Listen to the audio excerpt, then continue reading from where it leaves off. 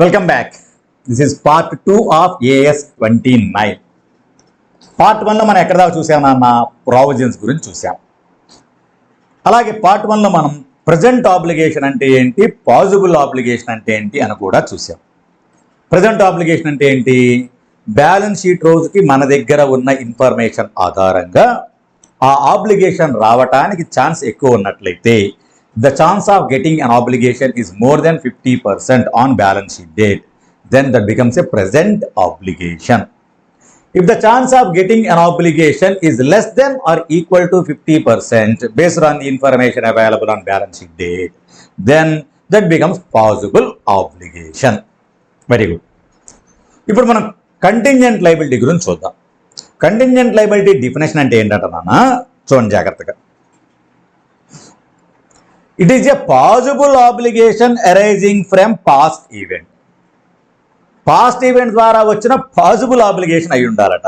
Okay, and the existence of which will be confirmed only by the occurrence or non occurrence of one or more uncertain future events not wholly with in the control of the enterprise. ఆ possible obligation మనకి వస్తుందా రాదా ఫ్యూచర్లో అన్నది దేని ఆధారంగా ఉందంటున్నా, that depends upon occurrence or non occurrence of one or more future uncertain events. ఆ ఈవెంట్స్ అనేవి మన చేతిలో లేవు నాన్న, which are not only with in the control of the organisation కనుక అయితే అప్పుడు ఆ పాసిబుల్ ఆబ్లిగేషన్ ఏదైతే అరైజింగ్ ఫ్రమ్ పాస్ట్ ఈవెంట్స్ ఉన్నదో that is a contingent liability. Example నాన్న, సో మన మీద ఎవరో కోర్టులో ఒక సూట్ ఫైల్ చేశారు, బ్యాలెన్స్ షీట్ రోజుకి ఇంకా అది సెటిల్ కాలేదు. మన లీగల్ ఎక్స్పర్ట్స్ ఉంటారు కదా, వాళ్ళ ఒపీనియన్ అడిగాం ఏంటి దీని గురించి అని. వాళ్ళు ఏమన్నారంటే మనం ఈ కేసుని గెలవటానికి విన్ అవటానికి ఛాన్స్ 60% ఉంది అన్నారు. విన్ అవటానికి 60% అంటే నాన్న ఓడిపోవడానికి ఎంత ఉంది ఛాన్సు, 40%. మనం ఆబ్లిగేషన్ పాయింట్ ఆఫ్ వ్యూలో చూసుకోవాలి, ప్రజెంట్ ఆబ్లిగేషన్ పాజిబుల్ ఆబ్లిగేషన్ ఇక్కడ చూసుకోవాలి మనం. అంటే ఆబ్లిగేషన్ రావటానికి ఛాన్స్ మనకి 40%, ఓడిపోతే మన ఆబ్లిగేషన్ వస్తుంది కదా 40%. So chance of obligation is less than or equal to 50%. అంటే ఈ ఆబ్లిగేషన్ ఏమైపోయింది ఈరోజు మనకి, అది పాజిబుల్ ఆబ్లిగేషన్ అయింది. ఈ ఆబ్లిగేషన్ మనకి ఎప్పుడు వస్తుంది అన్న సంగతి మనకు తెలియదు. మన కేసు గెలిస్తేనేమో రాదు, ఓడిపోతేనేమో వస్తుంది. ఓకే, ఆ గెలవటం ఓడిపోవటం అనేది not with in the hands of our with in our hands, మన హ్యాండ్స్లో అది లేదు. అటువంటప్పుడు ఈ పాజిబుల్ ఆబ్లిగేషన్ మనకి ఏమైపోతుంది, కాంటింజెంట్ లయబిలిటీ అవుతుంది. ఓకేనా అన్న, ఇదే కాదట ఇంకొకటి కూడా కాంటింజెంట్ లయబిలిటీ అవుతుందంట. Possible obligation arising from past ఈవెంట్సే కాకుండా ప్రజెంట్ ఆబ్లిగేషన్ అయినప్పటికీ కూడా అది కాంటింజెంట్ లయబిలిటీ అయ్యే ఛాన్స్ ఉంది. ప్రొవిజన్కి మనం 3 కండిషన్స్ చెప్పుకున్నాం, గుర్తుందా? Present obligation from past event అయ్యి ఉండాలి, probable outflow of economic resources for settlement of that obligation ఉండాలి, ప్లస్ అమౌంట్ ఆఫ్ ఆబ్లిగేషన్ రిలయబుల్గా ఎస్టిమేట్ చేయగలిగి ఉండాలి. ఆ 3 కండిషన్స్ సాటిస్ఫై అయితే మనం అప్పుడు దానికి ప్రొవిజన్ క్రియేట్ చేసేవాళ్ళం. అయితే ప్రజెంట్ ఆబ్లిగేషన్ అయ్యి ఉండి దాన్ని ప్రొవిజన్గా రికగ్నైజ్ చేయలేదట. ఎందుకు రికగ్నైజ్ చేయలేదు? ప్రాబబుల్ అవుట్ఫ్లో లేదు. Present obligation arising from past ఈవెంటే, but probable outflow of economic resources లేదు. అందుకని నేను దాన్ని ప్రొవిజన్గా రికగ్నైజ్ చేయలేదు, ఆ కండిషన్ ఫుల్ఫిల్ కాలేదు కాబట్టి. మరి దాన్ని ఏం చేయమంటామంటే దాన్ని కూడా కంటింజెంట్ లయబిలిటీగా చూపించాలట. అలాగే present obligation arising from past ఈవెంటే, కానీ ఆ ప్రాబబుల్ అవుట్ఫ్లో అమౌంట్ ఎంతో నేను చెప్పలేకపోతున్నాను. ఓకే, అప్పుడు కూడా అంటే దాన్ని మనం ఏం చేయాలి, కంటింజెంట్ లయబిలిటీగానే డిస్క్లోజ్ చెయ్యాలట. చూడండి, అందుకే or a present obligation arising from past events but it is not recognised as a provision because ఎందుకంట outflow of future economic benefits is not probable, or a reliable estimate of the amount of obligation cannot be made. అందుకని ప్రొవిజన్గా recognise చేయలేదు, అది present obligation arising from past event అయినప్పటికీ కూడా. అయితే దాన్ని ఇప్పుడు మనం కంటింజెంట్ లయబిలిటీగా చూపించాల్సిందేనట. అంటే ఒక రకంగా చూసినట్లయితే ఇప్పుడు మనం కంటింజెంట్ లయబిలిటీ అంటే ఏమనుకోవచ్చు నాన్న, పాజిబుల్ ఆబ్లిగేషన్ అయి ఉంటే కనుక దాన్ని ఏం చేస్తాం మనం, డిస్క్లోజ్ యాజ్ కంటింజెంట్ లయబిలిటీ. ఇక్కడ పాజిబుల్ ఆబ్లిగేషన్ అంటే మొత్తం నాన్న, possible obligation arising from past event the existence of which will be confirmed by occurrence or non occurrence of one or more future uncertain events which are not only with in the control of the organisation. అలాగే present obligation arising from past event probable outflow of economic resources ఉన్నాయి, కానీ వాటిని రిలయబుల్గా estimate చేయలేకపోతున్నాం. అప్పుడు కూడా no reliable estimate, అప్పుడు కూడా disclose as contingent liability. Present obligation arising from past event but no probable outflow of economic resources, అప్పుడు కూడా ప్రొవిజన్గా చూపించలేవు కాదు కాబట్టి కంటింజెంట్ లయబిలిటీగా చూపించమంది. అయితే నాన్న, సో ఇప్పుడు కంటింజెంట్ లయబిలిటీగా చూపించేటప్పుడు ఒక చిన్న జాగ్రత్త చూసుకో. వెరీ గుడ్, అది కంటింజెంట్ లయబిలిటీ అని డిసైడ్ అయ్యావు. పాసిబుల్ ఆబ్లిగేషన్ కావచ్చు, ప్రజెంట్ ఆబ్లిగేషన్ కావచ్చు, అది కంటింజెంట్ లయబిలిటీ అయింది. దాన్ని ఏం చేయాలి అంటే బుక్స్లో రికగ్నైజ్ చేయకూడదట. మన బ్యాలెన్స్ షీట్లో కానీ స్టేట్మెంట్ ఆఫ్ ప్రాఫిట్ అండ్ లాస్లో కానీ అక్కడ చూపించకూడదు. మరి వాటికి సంబంధించి దాన్ని నోట్స్ టు అకౌంట్స్లోనే డిస్క్లోజ్ చేయాలట. దేంట్లోనన్నా నోట్స్ టు అకౌంట్స్లోనే డిస్క్లోజ్ చేయాలి. అయితే నోట్స్ టు అకౌంట్స్లో డిస్క్లోజ్ చేసేటప్పుడు ఒక చిన్న జాగ్రత్త తీసుకో. వెరీ గుడ్, ఇది కంటింజెంట్ లయబిలిటీ అని. ఓకే, వెరీ గుడ్, డెఫినేషన్ ప్రకారం. అయితే ఇంకొకటి, దీనికి సంబంధించి అవుట్ఫ్లో ఆఫ్ ఎకనామిక్ రిసోర్సెస్ ఉంది కదా, దానికి ఛాన్స్ ఎంత ఉంది ఏంటి అంటే రిమోట్. కంటింజెంట్ లయబిలిటీ కానీ ఇది, దీనికి సంబంధించి అవుట్ఫ్లో ఆఫ్ ఎకనామిక్ రిసోర్సెస్ అన్నది రిమోట్, చాలా తక్కువ పాసిబిలిటీ అవుట్ఫ్లోకి.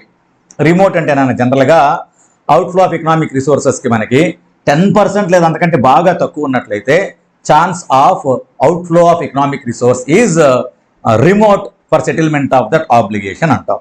అలా ఒకవేళ ఆ ఛాన్స్ కనుక బాగా రిమోట్ అయితే కంటింజెంట్ లయబిలిటీ అయినప్పటికీ కూడా చాలా తక్కువగా పాసిబిలిటీ అవుట్ఫ్లో ఆఫ్ రిసోర్సెస్కి, అందుకని దాన్ని ఇగ్నోర్ చేసేయాలి. అంటే నోట్స్ టు అకౌంట్స్లో కూడా డిస్క్లోజ్ చేయక్కర్లేదు అట అప్పుడు. ఓకే, చూడండి నన్ను note, if the possibility of outflow of economic resources is remote, చాలా తక్కువ అయితే, then don't disclose as contingent liability, ignore చేసి ఏం చెయ్యక్కర్లా. ఓకే, చిన్నది నాన్న, ఫాస్ట్గా ఇది కూడా రాసేసుకోండి ఒకటి చార్ట్.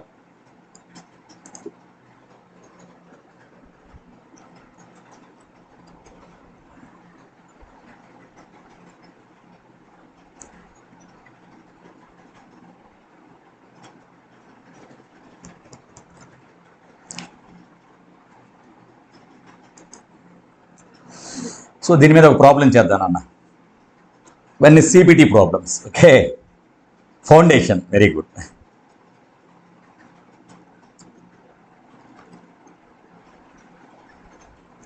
సో పార్ట్ 1లో మనం ఉన్న 8 ప్రాబ్లమ్స్ చూసాం. కంటిన్యూషన్ ఇప్పుడు problem number 9.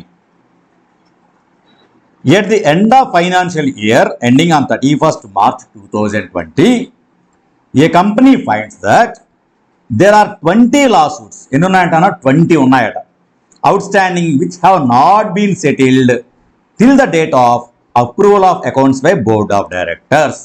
So approval of accounts జరిగే లోపు ఇంకా సెటిల్ కాబడలేదు. The possible outcome as estimated by the board is as follows. Possible outcomes అంటే ఆ 20 కేసెస్లో మనం గెలవడానికి ఛాన్స్ ఉంటుంది, ఓడిపోవడానికి ఎంత ఛాన్స్ ఉంది, అవేగా పాసిబుల్ అవుట్కమ్. దాన్ని ఎస్టిమేట్ చేశారంట బోర్డు. ఎలాగా? ఇన్ రెస్పెక్ట్ ఆఫ్ 5 కేసెస్, ఆ 20 కేసెస్లో ఒక 5 కేసెస్ మాత్రం విన్ ప్రాబబిలిటీ ఎంత? 100%, ఓడిపోయే ఛాన్సే లేదు. వెరీ గుడ్, అది ఉండేప్పుడు అసలు ఆబ్లిగేషన్ ఏమీ లేనే లేదు. ఆబ్లిగేషన్ లేకపోతే ఇక ప్రజెంట్ ఆబ్లిగేషన్ పాసిబుల్ ఆబ్లిగేషన్ అన్న గొడవేమీ లేదు. నెక్స్ట్ 10 కేసెస్, ఇంకా మిగిలిన 15 ఉన్నాయి కదా, వాటిల్లో నెక్స్ట్ 10 కేసెస్ అట. వాటికి సంబంధించి విన్ అవడానికి ఎంత ఉందంటున్నా నా పాసిబిలిటీ 60%.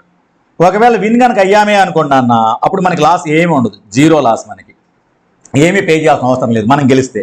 ఓకే, అట్లా విన్ అవడానికి ఛాన్స్ ఎంత ఉంది మనకి? 60%. మరి గెలవడానికి ఛాన్స్ 60% ఉందంటే ఆబ్వియస్గా ఓడిపోవడానికి ఛాన్స్ ఎంత ఉన్నట్లు? 40%. అంటే ఆబ్లిగేషన్ రావడానికి ఛాన్స్ ఎంత ఉన్నట్లు ఇప్పుడు మనకి? 40%. ఆబ్లిగేషన్ రావడానికి ఛాన్స్ అనేది less than or equal to 50% కనుక అయితే అది మనకి ఏ ఆబ్లిగేషన్ అయిపోతుంది? Possible obligation. పాసిబుల్ ఆబ్లిగేషన్ అయితే దాన్ని మనం ఎట్లా డిస్క్లోజ్ చేయాలి? కంటింజెంట్ లయబిలిటీగా డిస్క్లోజ్ చేయాలి. చూద్దాం నాన్న. లాస్ అంటున్నా 40% ఛాన్స్ ఉంది. మళ్ళీ ఓడిపోయినప్పుడు అంటున్నా, ఓడిపోతే ఏంటి మనకి? లాస్ వస్తుంది కదా.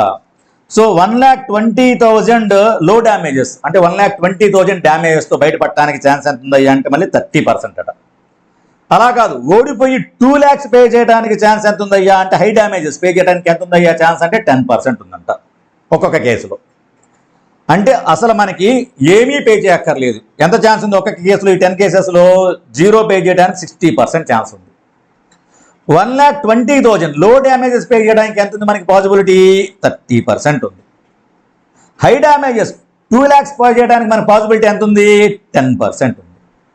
ఇప్పుడు ఒక్కొక్క కేసుకి సంబంధించి ఎస్టిమేటెడ్ లైబిలిటీ ఎంత ఉండొచ్చు అయ్యా అంటే 0 పే చేయడానికి 60% ప్లస్ 1,20,000 పే చేయడానికి 30% ప్లస్ 2 lakhs పే చేయడానికి 10%. అంటే ఎంత అయిపోయినట్లు అన్న మనకి అది 120 into 30%, 36 and 20,000, 56,000.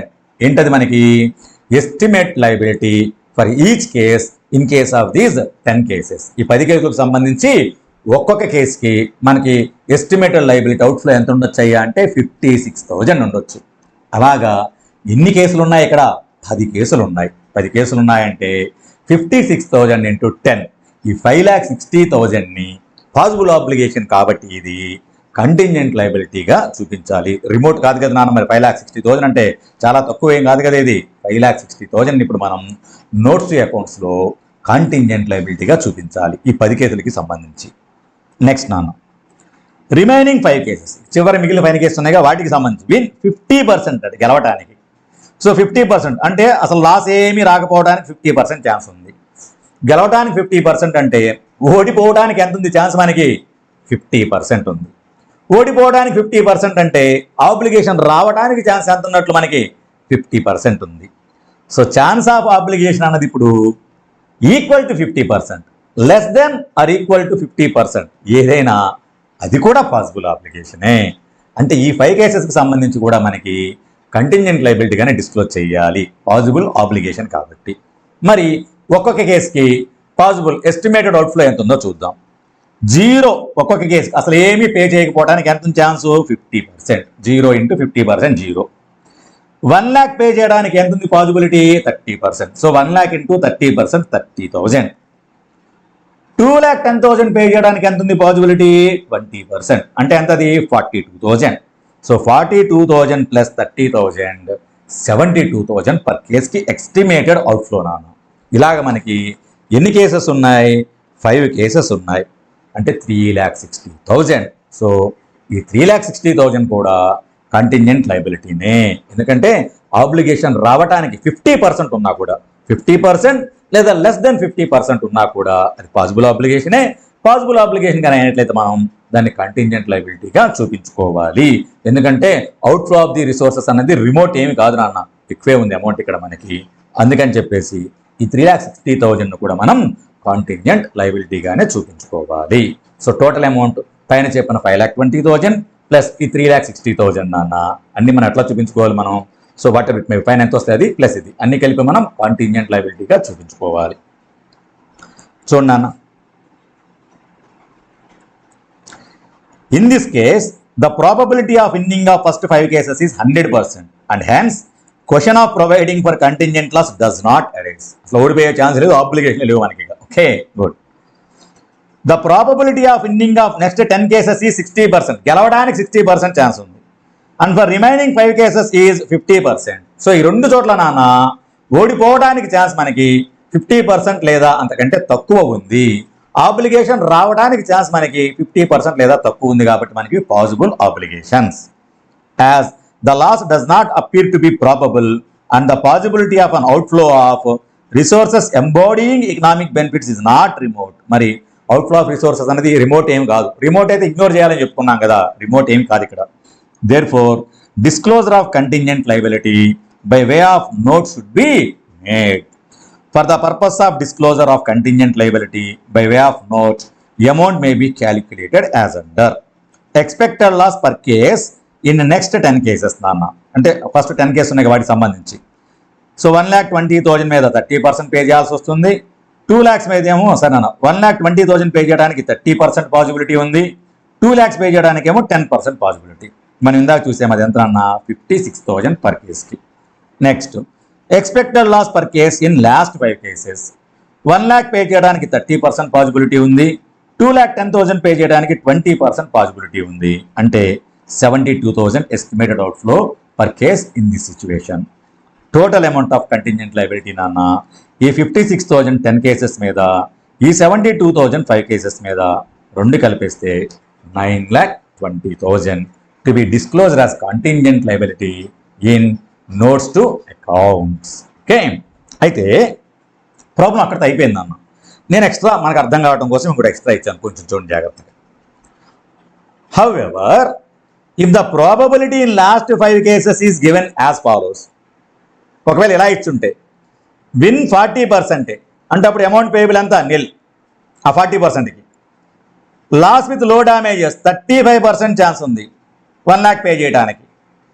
ఓడిపోతే హై డ్యామేజెస్, ఇది లో కాదు నాన్న, హై డ్యామేజెస్. ఇది హై డ్యామేజెస్ పే చేయడానికి ఛాన్స్ ఎంత ఉంది? 25% ఉంటాయి. ఇప్పుడు ఏమవుతుందో చూద్దాం.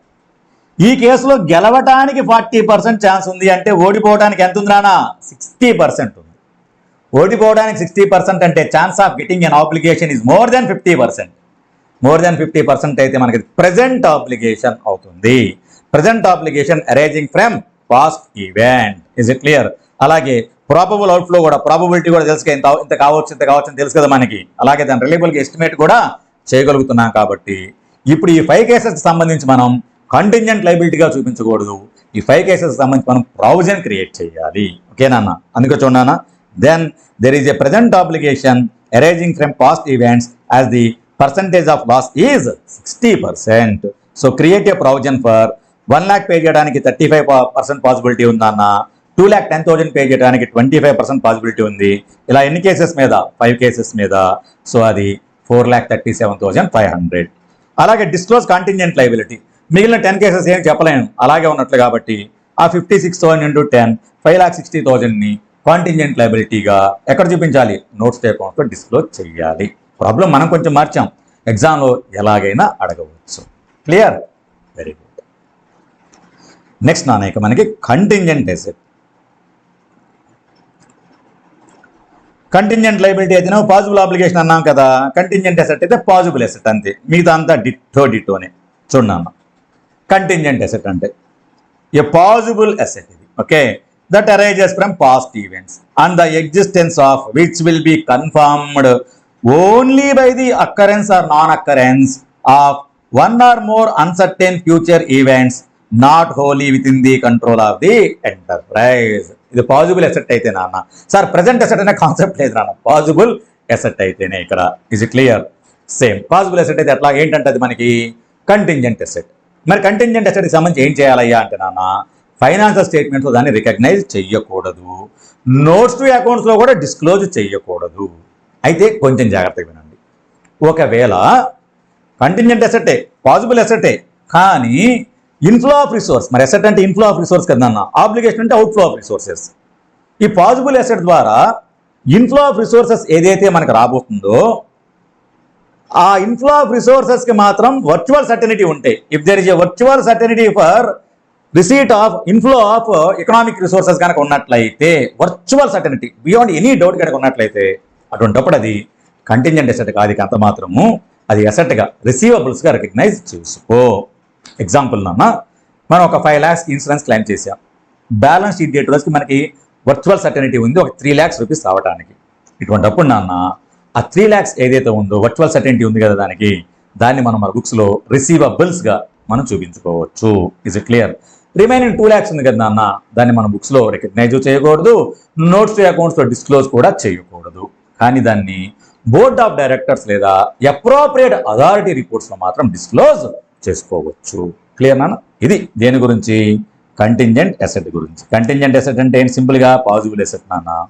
If inflow of economic resource is virtually certain recognised as receivables. ఒకవేళ అది ప్రాబబుల్ కనుకైతే, వర్చువల్ సర్టెనిటీ లేదు, వస్తుంది ఇన్ఫ్లో అనేది, అందుకే పాజిబుల్ అసెట్ అన్నాం మనం. ఓకే నాన్న? ఖచ్చితంగా వస్తుంది, 100% వస్తుందని తెలిసింది మనకి. అదేంటి? వర్చువల్ సర్టెనిటీ వస్తుంది, పాజిబుల్, ప్రాబబుల్. అటువంటిప్పుడు మాత్రం అంటున్నా, don't recognise in financial statements, don't disclose in financial statements. Notes to accounts కూడా డిస్క్లోజ్ చేయకు. It is usually disclosed in board of directors or appropriate authorities report. Board of directors report లేదా company కాకపోతేనేమో appropriate authority రిపోర్ట్లో చూపించుకోగాని, notes to అకౌంట్లో చూపించుకోకూడదు. అలాగే financial statements, balance షీట్లో కానీ, statement of profit and loss కూడా దాన్ని చూపించకూడదు. క్లియర్ నానా?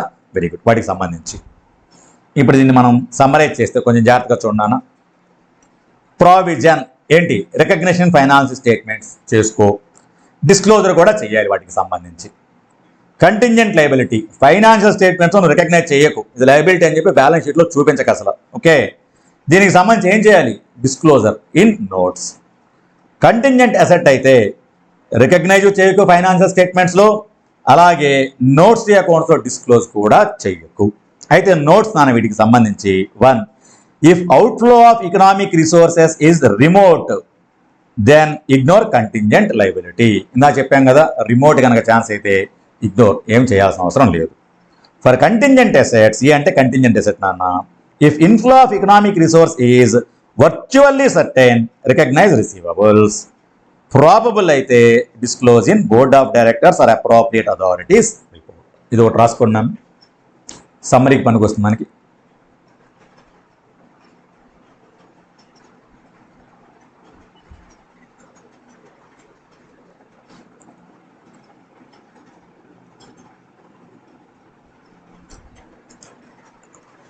ఇక 2 చిన్న చిన్న టాపిక్స్ ఉన్నాయి నాన్న.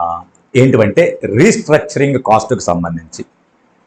సో రీస్ట్రక్చరింగ్ ప్రోగ్రామ్ ఏమన్నా మనం క్యారీ చేస్తే దానికి సంబంధించినటువంటి డైరెక్ట్లీ అట్రిబ్యూటబుల్ కాస్ట్లు ఏవైతే ఉన్నాయో వాటిని మనం రీస్ట్రక్చరింగ్ కాస్ట్ అంటాం. ఆ రీస్ట్రక్చరింగ్ కాస్ట్కి సంబంధించి మనము ప్రొవిజన్ క్రియేట్ చేయవచ్చా లేదా? ఓకేనా? రీస్ట్రక్చరింగ్ అంటే నాన్న దాన్ని డిఫైన్ చేసింది. Restructuring is a programme which is planned and controlled by the management that changes either the scope of the work undertaken by the enterprise or the manner in which such work is undertaken. అంటే scope of the work ని కానీ లేదా manner of the business ఏదైతే ఉందో దాన్ని change చేసేటటువంటి programme ఏదైతే ఉందో దాన్ని రీస్ట్రక్చరింగ్ అంటాం మనం, ఆ ప్రోగ్రామ్ అంటాం. అటువంటి రీస్ట్రక్చరింగ్ కోసం కనుక మనం ఏమైనా డైరెక్ట్లీ అట్రిబ్యూటబుల్ కాస్ట్ కనుక ఇన్కర్ చేసినట్లయితే దాన్ని మనం ప్రొవిజన్ క్రియేట్ చేసుకోవచ్చు అన్న, ప్రొవైడెడ్ ప్రొవిజన్కి సంబంధించినటువంటి కండిషన్స్ ఉంటాయి. రీస్ట్రక్చరింగ్స్ అంటే ఆ కాస్ట్కి సంబంధించిన రీస్ట్రక్చరింగ్ ప్రోగ్రామ్ సంబంధించి కొన్ని ఎగ్జాంపుల్స్ నాన్న. ఒక కంట్రీలో మన ఉన్నటువంటి బిజినెస్ ఆపరేషన్స్ మొత్తాన్ని కూడా రీలొకేట్ చేస్తున్నాం వేరే ఒక కంట్రీకి, అంటే ఇది ఇప్పుడు రీస్ట్రక్చరింగ్ కిందకు వస్తుంది. లేదా ఇక్కడ చెన్నైలో నుంచి మనం హైదరాబాద్కి మొత్తం రీలొకేట్ చేస్తున్నాం మన ఆపరేషన్స్ మొత్తాన్ని, అది కూడా రీస్ట్రక్చరింగ్ కిందకే వస్తుంది. లేదు మనకి ఏదో ఒక 1 లైన్ ఆఫ్ బిజినెస్ ఆపరేషన్స్ని తీసేస్తున్నాం. సే ఫర్ ఎగ్జాంపుల్ మనం సిమెంట్ మ్యానుఫ్యాక్చర్ చేస్తున్నాం, స్టీల్ మ్యానుఫ్యాక్చర్ చేస్తున్నాం, పేపర్ కూడా మ్యానుఫ్యాక్చర్ చేస్తున్నాం. ఇప్పుడు ఈ పేపర్ మ్యానుఫ్యాక్చరింగ్ వద్దు, దాన్ని ఆపేద్దాం అనుకుంటున్నాం, ఇది కూడా రీస్ట్రక్చరింగ్ కిందకే వస్తుంది అంటున్నా. అలాగే ఎలిమినేషన్ ఆఫ్ ఈ layer of the management. Say for example మనకి top level, middle level, lower level management ఉంది కదా, వాటిల్లో ఒక లేయర్ తీసేద్దాం అనుకుంటున్నాం. అంటే దానివల్ల ఇప్పుడు it changes the manner in which the business is conducted. Okay, అది కూడా మనకి రీస్ట్రక్చరింగ్ అవుతుంది నాన్న.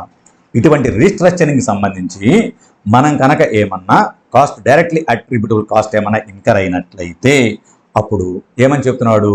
ప్రొవిజన్ క్రియేట్ చేయవచ్చా అంటే ప్రొవిజన్ క్రియేట్ చేసుకో. ఎప్పుడు? ప్రొవిజన్కు ఉన్న కండిషన్స్ 3 సాటిస్ఫై అయితే, present obligation arising from past event ఉండి, అలాగే ప్రాబబుల్ అవుట్ఫ్లో ఆఫ్ రిసోర్సెస్ ఉండి, అలాగే రిలయబుల్ ఎస్టిమేట్ చేయగలిగితే దానికైనా కూడా నువ్వేం చేసుకోవచ్చట?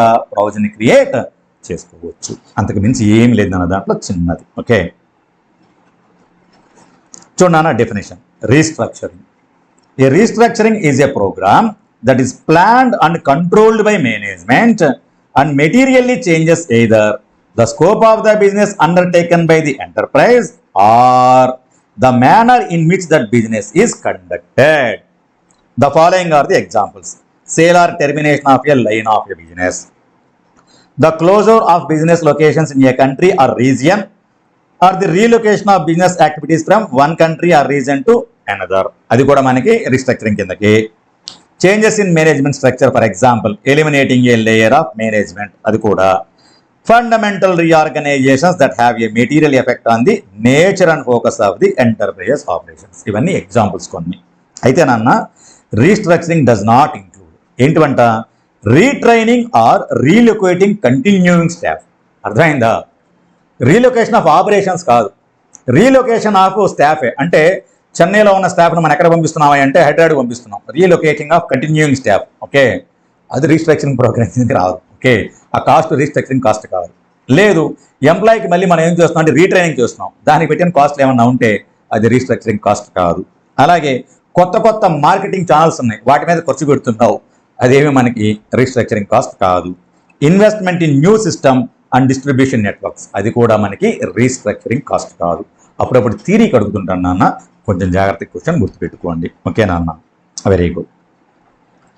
అకౌంటింగ్ ట్రీట్మెంట్ రీస్ట్రక్చరింగ్ కాస్ట్ అన్న, ఏ రీస్ట్రక్చరింగ్ ప్రొవిజన్ షుడ్ ఇన్క్లూడ్ ఏంటివి? Only the direct expenditure arising from the restructuring which are those that are both necessarily entailed by the restructuring and not associated with the ongoing activities of the enterprise. They must be directly attributable to the restructuring. ఆ కాస్ట్లు మాత్రమే అన్న. Accounting treatment ఏంటంట? A provision for restructuring cost is recognised only when the recognition criteria for provision set out in AS 29 was met. అంటే ఆ 3 conditions fulfil అయితే అప్పుడు provision create చేసుకో. ఏ cost అయితే నాకేంటి, ప్రావిజన్ క్రియేట్ చేయాలంటే మాత్రం ఆ 3 కండిషన్స్ ఫుల్ఫిల్ కావాల్సిందే. ఓకేనా? ఇంకొక చిన్నది ఉంది నాన్న, ఓనరస్ కాంట్రాక్ట్స్ అంటే నాన్న. ఓనరస్ కాంట్రాక్ట్ అంటే ఏం లేదు నాన్న. సో ఈ కాంట్రాక్ట్లో మనం పెట్టబోయే కాస్ట్ల కంటే నాన్న estimated cost of the contract ఏదైతే ఉందో ఆ కాస్ట్ కనుక ఆ కాంట్రాక్ట్ నుంచి మనం డిరైవ్ చేసే బెనిఫిట్ కంటే ఎక్కువ ఉన్నట్లయితే, అంటే estimated cost to fulfil the contract is more than the estimated benefit to be derived from that contract అయితే ఆ కాంట్రాక్ట్ మనం ఓనరస్ కాంట్రాక్ట్ అంటాం. ఒక చిన్న ఎగ్జాంపుల్ నాన్న, మనం ఏం చేసామంటే ఒక బిల్డింగ్ని ఒక 5 yearsకి లీజుకి తీసుకున్నాం. Every year 1 lakh rupees rent pay చేయాలి. ఓకే నాన్న. ఒకవేళ కనుక 5 years తీసుకున్నాం, 4 years గడిచిపోయాయి. 5th year మనం ఏం చేసామంటే కనుక వేరే మంచి ప్లేస్కి మనం ఏం చేసాం, మన బిజినెస్ మొత్తాన్ని రీలిక్విడ్ చేసుకున్నాం మనం. ఓకే, అయితే అగ్రిమెంట్ ప్రకారం నాన్న ఈ 5 yearsలో ఉంటే మనమే ఉండాలి, కానీ సబ్లీజ్కి ఎవరికి ఇవ్వకూడదు, వేరే టెనెంట్స్కి ఎవరికి మనం ఇవ్వకూడదు మళ్ళీ. ఓకే, మరి అప్పుడు ఏం చేయాలి? లాస్ట్ ఇయర్కి సంబంధించి మనం వాడుకోలేము, ఎట్లాగో బిజినెస్ మారిపోయింది. కానీ దాని మీద ఏం చేయాలి? మనం రెంట్ కట్టాల్సిందే. 1 lakh రెంట్ ఈ సంవత్సరం కూడా కట్టాలి, ఆఖరి సంవత్సరం కూడా. లేదు కాదనుకుంటే మనం ఏం చేయాలి? రెంటల్ అగ్రిమెంట్ అదేదో ఉంది కదా, అగ్రిమెంట్ మనం క్యాన్సిల్ చేసుకోవచ్చు. అలా క్యాన్సిల్ చేసేటట్లయితే కొంత అమౌంట్ మనం పే చేయాలి వాళ్ళకి. ఆ అమౌంట్ ఎంత ఉండొచ్చు అంటే, సే ఫర్ ఎగ్జాంపుల్ 1,50,000 అనుకుందాం. ఇంకో కేసులోనేమో 50,000 అనుకుందాం. ఫస్ట్ కేసులో మనం అలాగే కంటిన్యూ చేస్తూ ఉంటుంటేనేమో ఆ సంవత్సరానికి మనం 1,00,000 రూపాయలు రెంట్ కట్టాలి. లేదు క్యాన్సిల్ చేసుకున్నామంటేనేమో వాడికి 1,50,000 కట్టాలి మనం. దేని బెటర్? 1,50,000 కట్టడం బెటరా, 1,00,000 రూపాయలు కట్టడం బెటరా? 1,00,000 రూపాయలు కట్టడమే బెటర్. దీనివల్ల బెనిఫిట్ ఏం రావట్లేదు, కాస్ట్ ఎక్కువ అవుతుంది. ఇప్పుడు ఈ కాంట్రాక్ట్లో మనకి అన్అవాయిడబుల్ కాస్ట్ ఏది? 1,50,000 1 lakh 1,50,000 మనం కట్టాం. ఎందుకు వచ్చింది గొడవలు? 1,00,000 కడదాం అనుకుంటాం, అవునా కదా? Which ever is lower. Unavoidable cost ఎంత ఉంది మనకి? 1 lakh. అలా కాదు, రెంటల్ అగ్రిమెంట్ క్యాన్సిల్ చేసుకున్నట్లయితే మనం జస్ట్ 50,000 కడితే చాలు. అప్పుడు ఏం చేస్తాం? మనం ఇక్కడ రెంట్ కట్టాం, ఆ 50,000 కట్టేసి బయటకు వచ్చేస్తాం. ఇప్పుడు మనకి unavoidable cost in the contract ఎంత? 50,000. మనకి ఇక 1 lakh తో సంబంధం లేదు. ఇటువంటి అన్అవాయిడబుల్ కాస్ట్ కనుక ఏమన్నా ఉన్నట్లయితే దానికి ప్రొవిజన్ క్రియేట్ చేయవచ్చా? ప్రొవిజన్ క్రియేట్ చేయాలంటే దీనికి దానికి సంబంధం లేదు, ఆ 3 కండిషన్లకి సంబంధం. Present obligation from past event, probable outflow, reliable estimate ఉన్నాయా? దెన్ క్రియేట్, నో ప్రాబ్లం, నాకు సంబంధం లేదు. That's it. చూడన్నా, onerous contract meaning, an onerous contract is a contract in which the unavoidable cost of meeting the obligations under the contract exceed the economic benefits expected to be received under it. Note, the unavoidable costs are least of the following. ఏంటంటది? Cost of fulfilling contract and any compensation thereon or penalties arising from failure to fulfill the contract. ఏది తక్కువైతే అదే మనకి unavoidable cost. Same recognition criteria as for provision.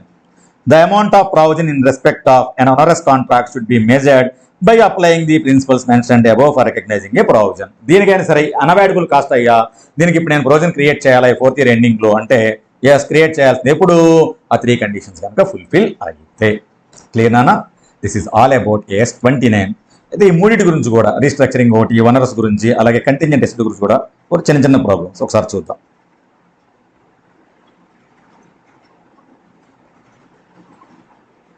చూడన్న problem number 10. Problem number 10. A Limited filed an insurance claim of ₹5 lakhs and the entity assessed that there will be virtual certainty for receipt of 3,50,000. How A Limited will recognize this? Okay నాన్న, మనం insurance claim కోసం claim చేసుకుంటున్నాం. ఎంతకి? 5 lakhsకి. So మనకేంటి నాన్న ఈ 5 lakhs అన్నది ఇంకా రాలా, పాజిబుల్ ఎసెట్ వచ్చే పాజిబిలిటీ ఉంది. అయితే ఈ 5 lakhsలో అంటున్నాను పాసిబుల్ అసెట్ అంటే కంటింజెంట్ అసెట్ అవుతుంది జనరల్గా. కంటింజెంట్ అసెట్ ఇది ఏమనుకున్నాం, ఇన్ఫ్లో ఆఫ్ రిసోర్సెస్ కనుక మనకి వర్చువల్ సర్టెనిటీ ఉంటే దానికి అప్పుడు ఖచ్చితంగా దాన్ని మనం రిసీవబుల్స్గా చూపించుకోవచ్చు. ఈ ప్రాబ్లం ఏమంటున్నాడు, 5 lakhsలో 3,50,000 రావడానికి వర్చువల్ సర్టెనిటీ ఉందంటున్నాడు కదా. అటువంటిప్పుడు ఆ 3,50,000కి మనం రిసీవబుల్స్గా రికగ్నైజ్ చేయవచ్చు. మరి రిమైనింగ్ ఇంకా 1,50,000 ఉంది కదా, అది మనకి కంటింజెంట్ అసెట్ నాన్న. ఫైనాన్షియల్ స్టేట్మెంట్లో రికగ్నైజ్ చేయకూడదు, నోట్స్ టు అకౌంట్స్లో కూడా డిస్క్లోజ్ చేయకూడదు. మరి ఏం చేయాలి, దాన్ని బోర్డ్ ఆఫ్ డైరెక్టర్స్ రిపోర్ట్ ఉంది కదా, a limited board of directors report, దాంట్లో డిస్క్లోజ్ చేయాలి. That's it. నెక్స్ట్ నాన్న problem number 11. Board of directors of X limited decided on 15th March 2020 to relocate the business from Hyderabad to Chennai. Hyderabad నుంచి చెన్నైకి business relocate చేద్దాం అనుకుంటున్నారు, అంటే restructuring programme ఇది. Okay, as per the announcement the company should unavoidable నాన్న should pay ₹2 crore compensation to employees who are not willing to relocate to Chennai. So 15th Marchనే restructuring ప్రోగ్రామ్ని announce చేశారు. కొంతమంది మేము హైదరాబాద్ చెన్నైకి రామన్నారు కాబట్టి వాళ్ళకి కాంపన్సేషన్ పే చేస్తామని ఖచ్చితంగా ఒప్పుకున్నాం. ఎంత కాంపన్సేషన్, మనం అది 2 crores పే చేస్తామని ఒప్పుకున్నాం. Very good. ఎప్పుడు 15th Marchనే. నెక్స్ట్ నాన్న ఈ actual relocation of business took place on 15th April. అక్కడి నుంచి ఒక 4 రోజులు పట్టింది, అంటే మధ్యలో ఇయర్ మనకి ఇయర్ ఎండింగ్ అయిపోయింది. The relocation expenses amount to 60 lakhs. ఆ రీలొకేషన్ కోసం ఒక 60 lakhs ఖర్చు అయ్యాయట. The accountant wants to provide for 2 crore 60 lakh as on 31st March 2020. Accountant ఏం చేద్దాం అనుకుంటున్నాడు, ఈ 2 crore 60 lakhsకి 31st Marchకే ప్రొవిజన్ క్రియేట్ చేద్దాం అనుకుంటున్నాడు. Is it correct in accordance with AS 29? అది రీస్ట్రక్చరింగ్ కాస్టా లేకపోతే ఏ కాస్టా ఏదైనా సరే ప్రొవిజన్ క్రియేట్ చేయాలంటే 3 కండిషన్లు ఉండాలి. ఏంటి, present obligation arising from past event ఉండాలి, probable outflow of economic resources ఉండాలి, దాన్ని రిలయబుల్గా ఎస్టిమేట్ చేయగలిగి ఉండాలి. ఫస్ట్ 2 crores సంబంధించి ఎప్పుడు 15th Marchనే మనం ఏం చేసాం, అనౌన్స్ చేసాం, మనం ఖచ్చితంగా పే చేస్తామని చెప్పేసి చేసాం. అంటే 15th Marchన ఒక పాస్ట్ ఈవెంట్ జరిగింది. ఏంటది, announcement of restructuring programme, relocation. ఎక్కడి నుంచి ఎక్కడికి, హైదరాబాద్ నుంచి చెన్నైకి. ఆ ఈవెంట్ వల్ల మనకి ఏమైనా ఆబ్లిగేషన్ వచ్చిందా, ఆ పాస్ట్ ఈవెంట్ మనకి ఆబ్లిగేటింగ్ ఈవెంట్ అయిందా? ఎస్. ఆ ఈవెంట్ వల్ల మనకి ఖచ్చితంగా ఎవరైతే రానుంటున్నారో, రీలొకేట్ కానంటున్నారో ఆ ఎంప్లాయీస్కి we should pay 2 crores. So it is an obligating event for payment of 2 crores compensation to employees on balance sheet date. అంటే బ్యాలెన్స్ షీట్ డేట్ రోజుకి నాన్న మనకి present obligation arising from past event for 2 crores compensation అన్నది ఉన్నది. So probable outflow 2 crores ఉంది, estimation కూడా చేయగలుగుతున్నాం కాబట్టి ఆ 2 crores మనం ఖచ్చితంగా ఏం చేయాలి, ప్రొవిజన్ని క్రియేట్ చేయాలి. నెక్స్ట్ రీలొకేషన్ జరిగింది ఎప్పుడు, 31st March లోపు రీలొకేషన్ ఏం జరగల. యాక్చువల్ రీలొకేషన్ ఎప్పుడు జరిగింది, ఇక్కడ నుంచి అక్కడ మొత్తం షిఫ్ట్ అయిపోయాం మనం. దానికోసం ఎంత ఖర్చు అయిందంట, ఒక 60 lakhs ఖర్చు అయింది. ఎప్పుడు అది, 15th April నాన్న. ఈ 60 lakhsకి సంబంధించి నాన్న, ఈ 60 lakhsకి సంబంధించి 31st Marchకి నాకు అసలు ఎటువంటి లయబిలిటీ లేదు, ఎటువంటి ఆబ్లిగేషన్ లేదు. I'm not liable to pay the 60 lakhs to anybody on 31st March 2020. 31st March 2020కి ఈ 60 lakhs నేను ఎవరికి పే చేయాల్సిన ఆబ్లిగేషన్ నాకేమీ లేదు. ఫ్యూచర్ ఆబ్లిగేషన్ నాకు. Is it clear? రీలొకేట్ అయితే అప్పుడు పెట్టుకుంటాను, కానీ ఈ రోజు ఎవరికి నేను పే చేయాల్సిన అవసరం లేదు. No obligation. అందుకని ఆ 60 lakhs ప్రొవిజన్ క్రియేట్ చేయాల్సిన అవసరం లేదు. ఆ 2 crores చేస్తే సరిపోతుంది. ఓకేనా? Very good. నెక్స్ట్ ఉన్నాను problem number 12. Mini limited took A factory premises on lease on 1/4/2017 for 2 lakhs per month. Monthly 2 lakhs rent అంటున్నాను. The lease is operating lease. During March 2018 అంటున్నాను. Okay, mini limited relocates its operation to a new factory building. Okay. The lease on the old factory premises continues to be live up to 31st December 2020. మనం March 2018కే వేరే ప్లేస్కి వెళ్ళిపోయాం, కొత్త బిల్డింగ్కి. కానీ పాత building lease ఎప్పటిదాకా కంటిన్యూ అవుతుందంటున్నానా, 31st December 2020 దాకా. అంటే ఇంకెంతకాలం, మార్చ్ 2018 నుంచి December 31st 2018 దాకా 9 months ఉన్నాయి 2018లో. ప్లస్ కంప్లీట్ 2019 ఒక 12 months ఉంది. 12 ప్లస్ నేను అక్కడికి 21 months. అలాగే 2020లో కూడా డిసెంబర్ దాకా నాన్న 21 + 12 months 33 months మాత్రం ఆ లీజ్ అగ్రిమెంట్ అలాగే క్యాన్సిల్ అవుతుంది. దాని మీద 33 monthsకి మనం 2 lakhs రెంట్ పే చేయాల్సిందేనట. Okay, the lease cannot be cancel చేసుకోవడానికి లేదట, క్యాన్సిల్ చేసుకునే ఛాన్స్ కూడా లేదు. And cannot be sublet to another user, వేరే వాడికి అద్దె కూడా ఇచ్చుకోలేమట. అంటే ఖచ్చితంగా ఈ 33 నెలలకి 2 లక్షల చొప్పున 66 లక్షలు మనం పే చేసి తీరాల్సిందే. The auditor insist that lease rent of balance 33 months up to 31st March 2020 should be provided in the accounts for the year ending 31st March 2018. అయితే ఈ 31st March 2018 ఎప్పుడైతే మనం షిఫ్ట్ అవుతున్నామో అప్పుడే మనం ఈ అన్అవైలబుల్ కాస్ట్ ఏదైతే ఉందో దానికి సంబంధించి మనం ప్రొవిజన్ క్రియేట్ చేయాలయ్యా అంటున్నాడంటే ఆడిటర్. కరెక్టేనా? కరెక్టే కదా. మరి మనకు తప్పదు నాన్న, ఖచ్చితంగా there is present obligation arising from past event. లీజుకి తీసుకున్నాం పాస్ట్ ఈవెంట్, దానివల్ల ఏంటి మనకి రెంట్ కట్టాల్సినటువంటి ప్రజెంట్ ఆబ్లిగేషన్ ఉంది నాన్న. ఖచ్చితంగా దట్ కెనాట్ బి స్కిప్డ్, దాన్ని మనం ఖచ్చితంగా పే చేయాల్సిందే. కాబట్టి present obligation arising from past event ఉంది. ప్రాబబుల్ అవుట్ ఫర్ 60 lakhs మనం ఎస్టిమేట్ కూడా చేయగలుగుతున్నాం. కాబట్టి ఆడిటర్ చెప్పినట్లుగా ఆ 66 lakhsని ఖచ్చితంగా దానికి మనం ప్రొవిజన్ క్రియేట్ చేయాల్సిందే. ఇది ఓనరస్ కాంట్రాక్ట్కి సంబంధించింది. క్లియర్ నానా? This is all about AS 29. ఫాస్ట్గా ఒకసారి రీక్యాప్ చేద్దామా? ఫస్ట్ వన్ ఏంటి? Provision. Provision is a liability that can be measured only by applying a substantial degree of estimation. Then what is a liability? It is a present obligation arising from the past event, the settlement of which is expected to result in an outflow of economic resources of an entity. Okay. అంటే ఇప్పుడు మనకి provision అయి ఉండాలంటే 3 కండిషన్లు ఉండాలి. Present obligation from past event, probable outflow of economic resources and reliable estimate of the amount of obligation. ఇందుకు అసలు present obligation అంటే it is an obligation the existence of which is probable on balance sheet date. Probable అంటే more likely than not. Obligation రావడానికి chance 50% కంటే ఎక్కువ ఉన్నట్లయితే అది present obligation అన్న, 50 లేదా అంతకంటే తక్కువ ఉన్నట్లయితే అది మనకి పాజిబుల్ ఆబ్లిగేషన్ అవుతుంది. Very good.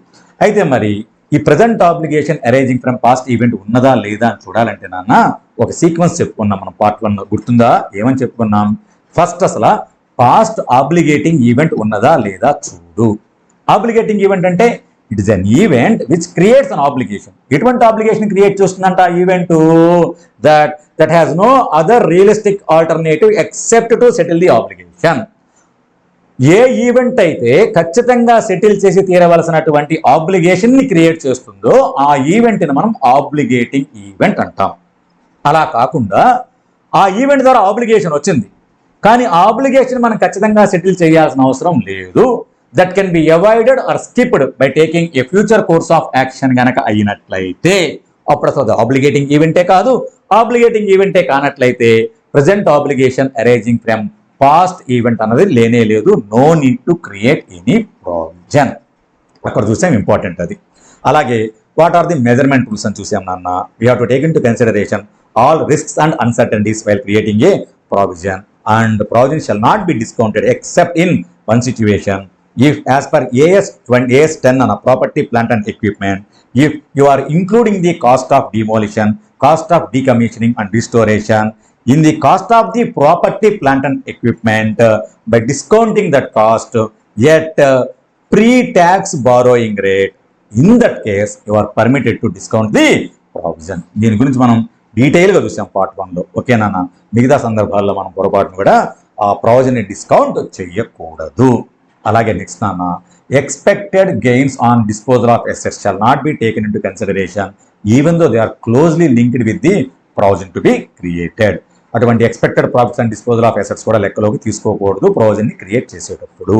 అలాగే రీఎంబర్స్మెంట్ ఆఫ్ ప్రొవిజన్ ఏమైనా ఉన్నట్లయితే, if there is a virtual certainty for reimbursement of provision, then such reimbursement amount can be deducted from the provision in statement of profit and loss, but you are not supposed to show that reimbursement amount as income in profit and loss statement. Income గా చూపించకూడదు కానీ provision లోంచి less చేయి ఆ reimbursement amount. ఎప్పుడు virtual certainty beyond any doubt కనుక ఉన్నట్లయితే. Cost plus jobs గురించి ఒక ప్రాబ్లం చూసాం నాన్న, గుర్తుంది కదా? Very good. అలాగే నాన్న, మరి బ్యాలెన్స్ షీట్ ఎట్లా చూపించాలయ్యా అంటే రీఎంబర్స్మెంట్ అమౌంట్ని బ్యాలెన్స్ షీట్లో మాత్రం నెట్ ఆఫ్ చేయొద్దని చెప్పింది అన్న. ప్రొవిజన్ ఫుల్ అమౌంట్ని లైబిలిటీగా చూపించు, రీఎంబర్స్ అమౌంట్ దేనికైతే వర్చువల్ సర్టనిటీ ఉందో దాన్ని సపరేట్గా ఎసెట్గా చూపించు అని చెప్పింది. అలాగే బ్యాలెన్స్ షీట్ రోజు ఎవ్రీ బ్యాలెన్స్ షీట్ డేట్ రోజుని మళ్ళీ మనం రివ్యూ చేస్తూ ఉండాలి. దెన్ కాంటింజెంట్ లయబిలిటీ అంటే it's a possible obligation arising from past event the existence of which will be confirmed by occurrence or non occurrence of one or more future uncertain events which are not only with in the control of the enterprise. అదే కాదట నాన్న, if it is a present obligation arising from past event but not recognised as provision. ఎందుకు recognise చేయలేదంట? Because outflow of economic resources is not probable. Present ఆబ్లిగేషనే కానీ outflow of resources అంటే probable కాదయ్యా, అందుకని ప్రావిజన్ రికగ్నైజ్ చేయలేదు. మరి ఏం చేయమంటావు ఇప్పుడు దాన్ని? కంటింజెంట్ లయబిలిటీగా చూపించు. ప్రజెంట్ ఆబ్లిగేషనే ప్రాపబుల్ అవుట్ఫ్లో ఉంది కానీ దాన్ని రిలయబుల్గా ఎస్టిమేట్ చేయలేకపోతున్నా, అప్పుడు కూడా ప్రొవిజన్గా చూపించలేవు కాబట్టి అప్పుడు కూడా దీన్ని కంటింజెంట్ లయబిలిటీగానే చూపించు. మరి కంటింజెంట్ లయబిలిటీకి ఏంటయ్యా ట్రీట్మెంట్ అంటే ఫైనాన్షియల్ స్టేట్మెంట్స్ రికగ్నైజ్ చేయకూడదు అన్న, కేవలం నోట్స్ టు అకౌంట్స్లో మాత్రమే డిస్క్లోజ్ చేయాలి. అయితే ఆ కంటింజెంట్ లయబిలిటీని నోట్స్ టు అకౌంట్లో డిస్క్లోజ్ చేసే ముందుగా ఒక్కసారి కొంచెం జాగ్రత్తగా చూడు. దీనివల్ల మనకి ఎకనామిక్ రిసోర్సెస్ అవుట్ఫ్లో అన్నది రిమోట్ అంటే చాలా తక్కువ అవకాశం ఉన్నట్లయితే ఇగ్నోర్ దట్, దాన్ని చూపించాల్సిన అవసరం లేదు, డిస్క్లోజ్ చేయాల్సిన అవసరం లేదు. ఓకే, దెన్ కాంటింజెంట్ అసెట్ అంటే it is a possible asset the existence of which will be possible asset arising from past event the existence of which will be confirmed either by occurrence or non-occurrence of one or more future uncertain events which are not wholly within the control of the organization. దీనికి సంబంధించి మనం financial statements recognise చేయకూడదు, notes accounts disclose కూడా చేయకూడదు. అయితే ఒకవేళ possible అసెట్కి సంబంధించినటువంటి inflow of resources, ఆ రిసోర్సెస్ రావడానికి మనకి వర్చువల్ సర్టనిటీ కనుక ఉన్నట్లయితే, బియాండ్ డౌట్ 100% ఉన్నట్లయితే, అటువంటి సందర్భాల్లో మాత్రం మనం వర్చువల్ సర్టనిటీ ఉంటే రిసీవబుల్స్గా ఫైనాన్షియల్ స్టేట్మెంట్స్ రికగ్నైజ్ చేయవచ్చు. అలా కాదు, ఆ ఇన్ఫ్లో ఆఫ్ రిసోర్స్ అనేది ప్రాపబుల్, వర్చువల్ సర్టనిటీ ఏం లేదు కదా, ప్రాపబుల్ అయితే ఫైనాన్షియల్ స్టేట్మెంట్ రికగ్నైజ్ చేయకు, నోట్స్ టు అకౌంట్స్తో కూడా డిస్క్లోజ్ చేయకు, బోర్డ్ ఆఫ్ డైరెక్టర్స్ రిపోర్ట్ లేదా అప్రోప్రియేట్ అథారిటీ రిపోర్ట్ ఏమైనా ఉంటే అక్కడ డిస్క్లోజ్ చేసుకో అని చెప్పారు. మనం అలాగే రీస్ట్రక్చరింగ్ ప్రోగ్రామ్ సంబంధించి ఏమన్నా కాస్ట్ కనుక ఇంకర్ అయితే డైరెక్ట్లీ అట్రిబ్యూటబుల్ కాస్ట్ అని ఇంకర్ అయినట్లయితే అప్పుడు దాని మీద ప్రొవిజన్ క్రియేట్ చేయవచ్చయ్యా అంటే క్రియేట్ చేసుకో, ఎప్పుడు ప్రొవిజన్ కొన్న 3 కండిషన్స్ ఫుల్ఫిల్ అయితే. అలాగే ఓనరస్ కాంట్రాక్ట్స్ ఉన్నాయా అంటే ఏంటివి? Is a contract wear the estimated cost of fulfillment of the contract exceeds the benefit to be derived from that particular contract. అటువంటిప్పుడు ఆ ఓనరస్ కాంట్రాక్ట్కి సంబంధించిన అనవైలబుల్ కాస్ట్లు ఏమన్నా ఉన్నట్లయితే వాటికి నేను ప్రొవిజన్ క్రియేట్ చేసుకోవచ్చు అంటే చేసుకో, ఆ 3 కండిషన్స్ని ఫుల్ఫిల్ చేసినట్లయితే. ఇస్ ఇట్ క్లియర్ అన్న? మరి ఇదంతా కూడా మనం AS 29 గురించి సెకండ్ పార్ట్ అంతా చిన్నదేనా, బట్ ఎగ్జామినేషన్కి ఇది కూడా important. Okay, very good, have a nice day.